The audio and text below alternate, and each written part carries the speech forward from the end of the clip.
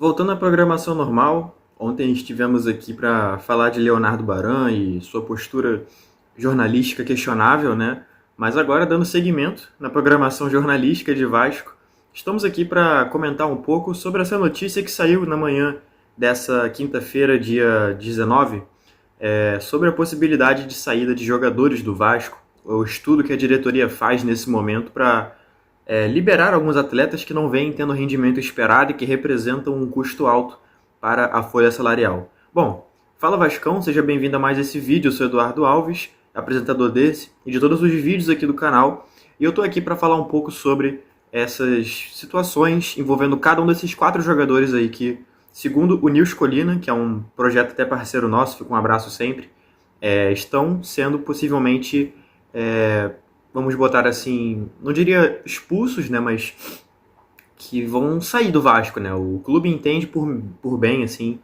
a saída deles. Esses 4 jogadores são Lucas Oliveira, Juan Sforza, Jean Davi e Alex Teixeira. São jogadores que, de fato, não vêm tendo minutagem em campo. Acho que desses 4 aqui, talvez o Juan Sforza seja o que está mais tempo em campo, e mesmo assim, a última partida dele como titular, eu nem me lembro quando foi. Não sei se esse ano ainda teve partida como titular. O Oliveira teve algumas partidas como titular no Carioca. O Jean Davi não teve partida como titular, eu posso afirmar com certeza. O Alex Teixeira também com certeza não teve. Ou seja, são 4 jogadores que em 2025 não fizeram parte dos planos do Carille, não fizeram parte dos planos do Felipe e agora não fazem parte dos planos do Diniz. E que, além disso tudo, claro, representam um custo alto para a folha salarial, né? O Alex Teixeira, ele tem um salário por volta dos R$ 200 mil mensais, é um salário alto. Assim, é porque a gente está acostumado com a realidade do futebol brasileiro, né? Qualquer jogador ganha 1 milhão e tudo mais. A gente pensa que o 200 mil é inofensivo. Não é inofensivo, é um valor alto para um jogador que não entra em campo, não é opção confiável, né? Vamos botar assim. O Jean Davi recebe em torno de R$ 300 mil mensais, também não é um salário baixo. De novo, a gente olha para o todo do futebol brasileiro e acho que passa até batido, mas não é pouca coisa. R$ 300 mil é um valor alto. Juan Sforza, não sei ao certo o salário dele, mas não deve ser barato. É um jogador que veio caro para o Vasco em 2024, custando R$ 25 milhões aos nossos cofres. Portanto, é um jogador que deve ter um salário alto também. E o Lucas Oliveira veio de graça do Cruzeiro. É uma negociação bem tranquila até no sentido de transferência. O salário dele eu não tenho a menor ideia de quanto seja, mas a notícia aqui do Nils Colina é de que representam custos altos para esse elenco. Cabe lembrar, o Vasco também está encaminhando o novo empréstimo do volante Lucas Eduardo, dessa vez para o Alexandria, da Ucrânia, e também do atacante Cauã Paixão. Esse ainda não tem uma definição do destino, mas, enfim, ele voltou recentemente do futebol europeu, teve pouco minuto lá, e agora vai ser novamente emprestado, dessa vez para uma equipe que possa dar essa rodagem para ele, né? São jogadores que de fato não vêm tendo muita projeção no Vasco. A gente tem outros exemplos, como o Lucas Figueiredo, Cauã Barros, e enfim, o JP também que está na Avaí. São jogadores que estão sendo emprestados constantemente, que mostra que não estão nos planos do time nesse momento. Mas, assim, para além de tudo, parece que o Vasco finalmente entendeu que não tem condição você ter um elenco tão recheado assim. Era uma coisa que o Carille falava em coletiva no começo do ano, que ele preferia ter um elenco enxuto, entre aspas, claro. Sim, tem que haver reservas e tudo, mas ele dizia mais ou menos no sentido de: eu não quero ter, sei lá, 4 jogadores para cada posição. Ele quer, na visão do Carille, tá? Ele quer ter um 11 inicial e umas reservas, né? Um time ali para poder rodar o elenco, né?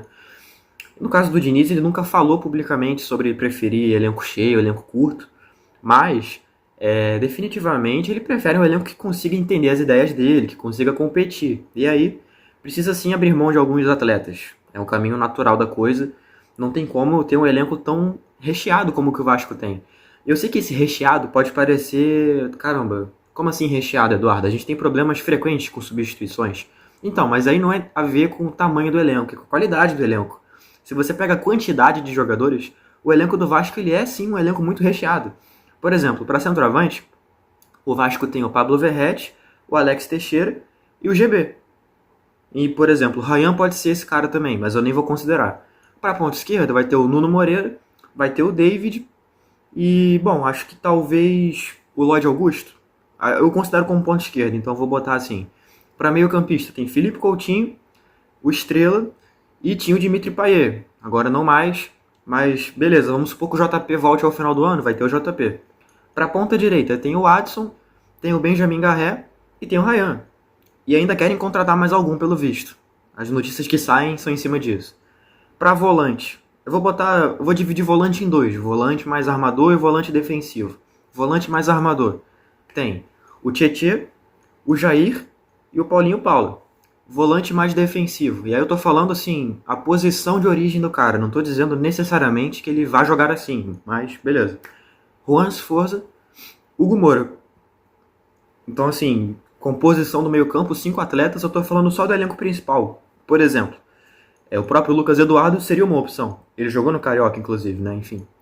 Lateral esquerda vai ter o Lucas Piton, vai ter o Vitor Luiz, o Leandrinho tá voltando agora.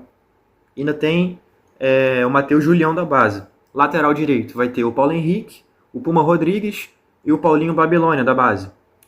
Zagueiro vai ter o João Vitor, Maurício Lemos, Lucas Oliveira, Lucas Freitas, tinha o Souza há pouco tempo, não tem mais, evidentemente, mas tem Lincoln, tem Luiz Gustavo, e tem Vitão também, tem Vanisson. Então assim, goleiro, Léo Jardim, Fusato, são os do time principal, e ainda tem o Felipe Gabriel e o Pablo da base também, que tem jogado bastante ali, tem tido muita frequência e tal. Então, enfim, é um elenco recheado. Tem peças, assim, que na teoria, se fossem peças que conseguissem entregar algo... Por exemplo, se o Alex Teixeira conseguisse ser um jogador que entregasse alguma coisa pro time, seria ótimo ter a opção dele no segundo tempo. Porque ele é um cara de característica diferente da do Verratti. Tanto se fala daquele centroavante que consiga dialogar mais, consiga tocar mais a bola, se movimentar e tudo mais. Por característica, o Alex é esse cara. Só que dentro de campo ele não corresponde, né? E, por exemplo, ponta esquerda, eu nem falei do Jean Davi, mas ele também é um ponto esquerdo. Então também seria uma opção para segundo tempo, se ele conseguisse atuar, né?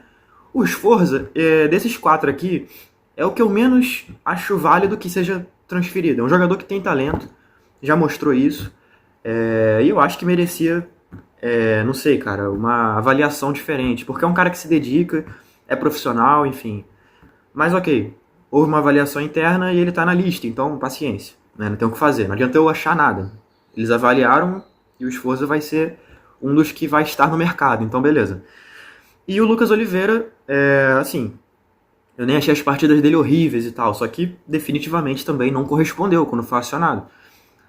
Para esses 4 aqui, são contextos que você pode achar coisas para dizer, poxa, eles poderiam ter dado certo, se não fosse isso. Sabe, o Alex Teixeira voltou no meio do ano passado, o time jogava de uma forma que não favorecia tanto o jogo dele, né?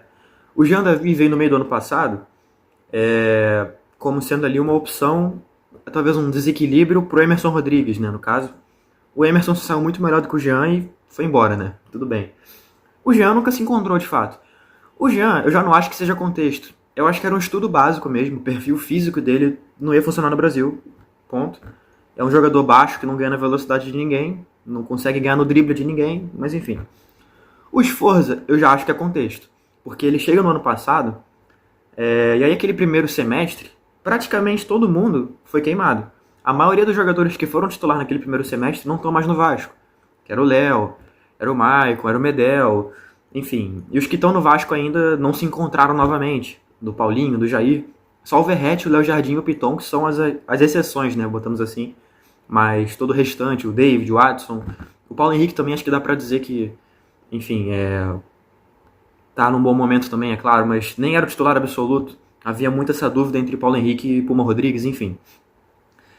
E, bom, essa é a minha opinião sobre esses 4 jogadores. E aí, terminando a informação do Nils Colina, o objetivo, obviamente, é abrir espaço na folha, e essa barca pode aumentar nos próximos dias, uma vez que a comissão técnica segue avaliando novos nomes. O elenco do Vasco se reapresenta na próxima segunda-feira, dia 23, lá no CT Moacir Barbosa. Vão ser ali mais ou menos 10 dias de treino, né? 11 dias, tecnicamente.